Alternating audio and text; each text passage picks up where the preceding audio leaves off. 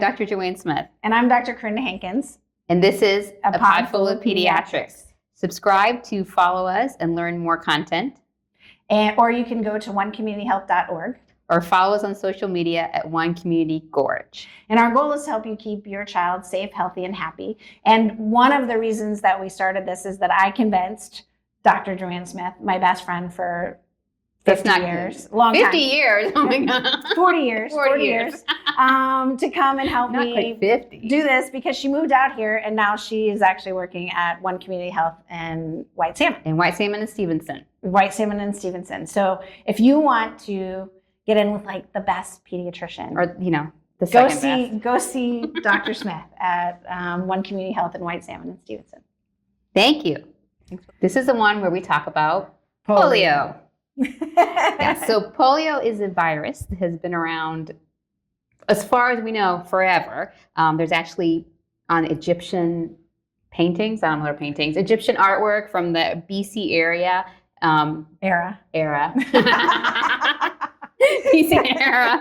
There are actually depictions of people with clearly deformed limbs walking with sticks that were most likely from polio epidemics. Yeah. And that's the cool thing, or not cool, it's a horrible thing. But anyway, the fascinating thing about polio is that typically polio used to come in waves. So they had epidemics of polio at different times. And one of the biggest epidemics was actually in the early 1900s in New York City in a place called Piggstown, right? Oh, it's anyway. Like double injury there, right? Yeah. But what was, what it showed was that really how, again, contagious polio was. And that, by October 1916, it started that summer, it had already claimed like 6,000 lives and left 27,000 people paralyzed. And then by, later in that same year, they noted that, they had 24, and in New York City alone, they'd had 2,400 deaths, and 80% of those in children under 5. Yes, and it used to be the summer of fears because polio would spread a lot in the summers because it is a virus that's transmitted more through water, easier through water. It's person-to-person contact, and so kind of the pool used to be the place that there was a lot of spread. Yeah, because it is kind of through water in the fecal-oral route, which I know sounds disgusting. Yeah, fecal-oral is gross. Don't think about it, but just means wash your hands really well. Right, and pools were a big thing, especially children's pools, because remember they didn't have the swim diapers. Right, and swim diapers are not that great, but they're better than what they had back then, right? Yeah. It's still yucky. Yeah. And still it spreads a lot of the viral, gastroenteritises that we see, right, are those same pool spreads.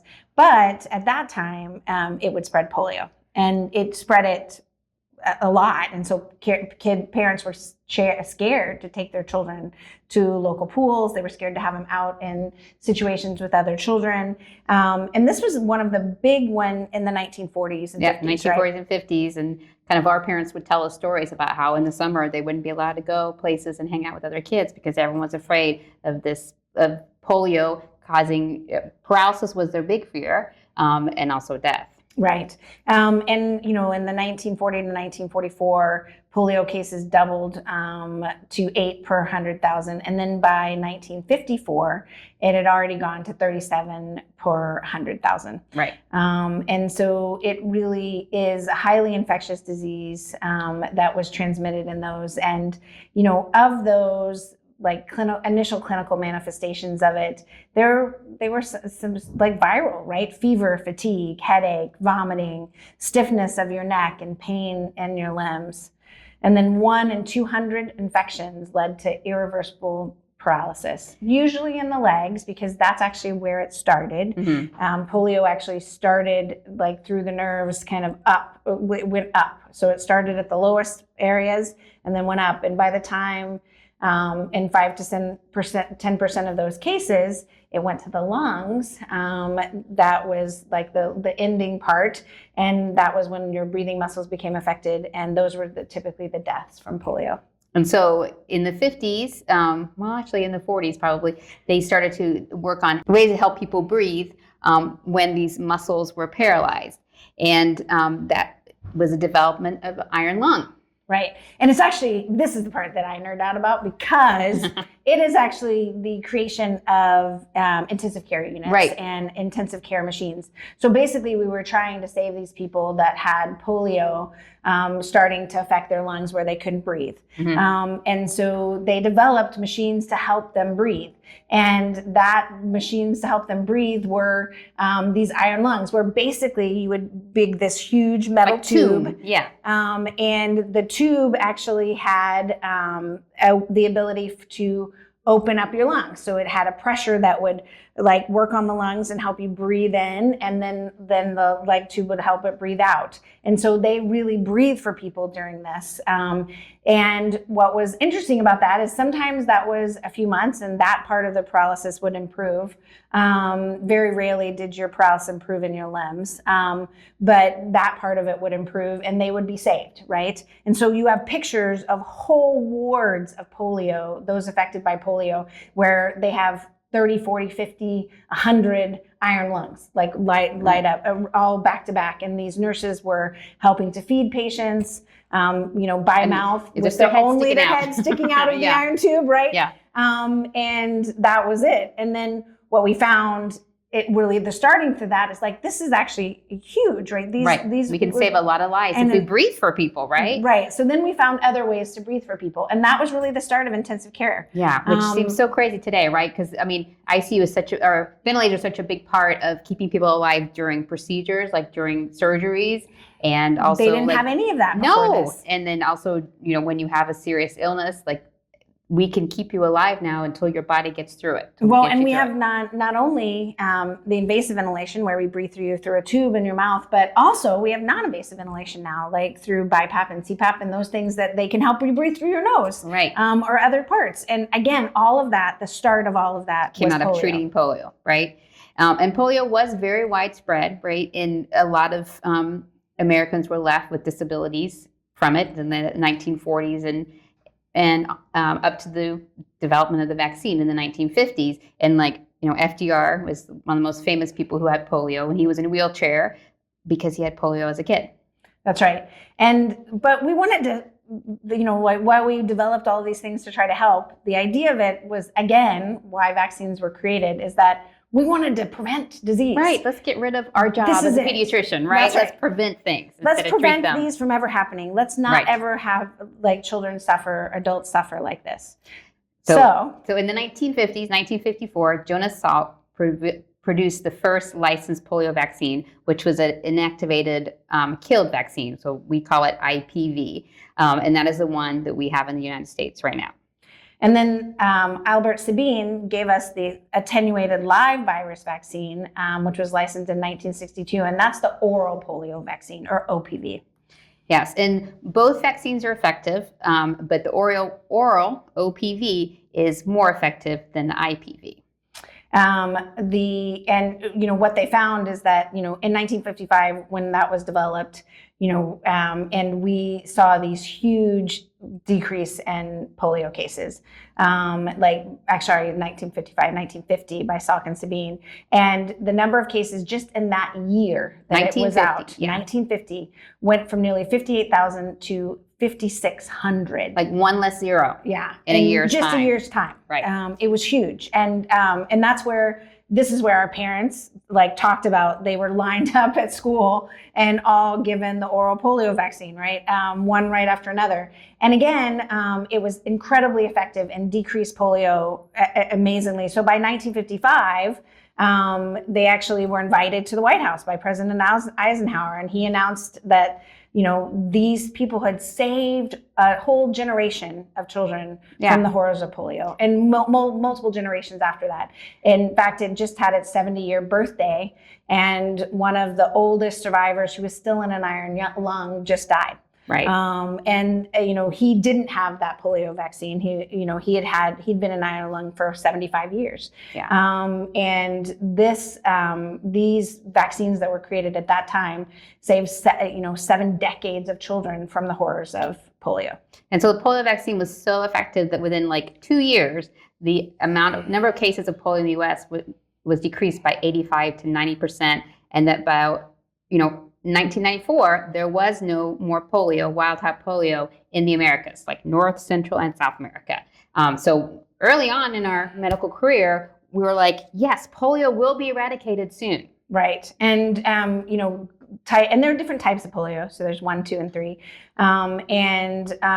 That first type, or actually it was the second type, was the one that was declared globally eradicated even by 2015. Right. That certain strain, and all 3 strains were in the vaccines. Yeah, and type 3 went by 2019. But there's still type 1 circulating, and still in areas that haven't been able to pick up the vaccine for other reasons, war-torn or developing. It was a worldwide effort to help try to decrease polio in the world. Yes. Unfortunately, that's still been ongoing, and we haven't been able to eradicate it completely. And we actually now have cut aid to some of those by cutting those AIDS programs like USAID and to the World Health Organization, which is sad, but I think really will cause likely an increase again of polio. Right. And we say we have only IPV now in the U.S. We used to have both, but because we don't have wild type polio naturally occurring here, it's okay for us to use the one that is not as effective. But in other countries where maybe they don't have refrigeration, maybe they don't have access to clean needles, oral polio is still going to be the best option to immunize a whole community. And it does work for immunizing the entire community Right. really, really well. Again, remember, like 99%, right? It worked really well for that oral polio type. And so that's still what they use the majority of the world is oral. Whereas for us, we use the inactivated. And the benefit of the inactivated too is that there isn't any shedding of any live virus particles. You cannot get sick from the vaccine, or no one around you can get sick from having the vaccine. So any time that we give the IPV, one, it's a really easy shot. Minimal, if any, fevers, like it doesn't hurt that much. It's really easy, and it has been effective for 70 years, right? Super this is safe. One of our longest, best studied, safest vaccines we have, period. Yeah.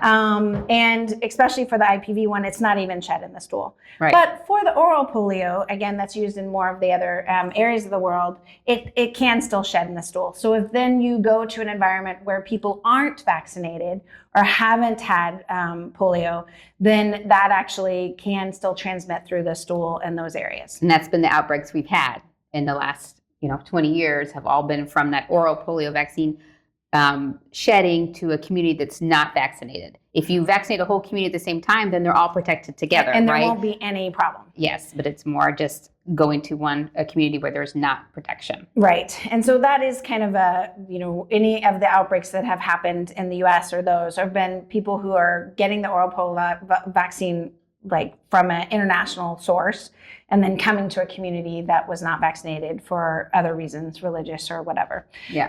And unfortunately, those have been the outbreaks that we've seen.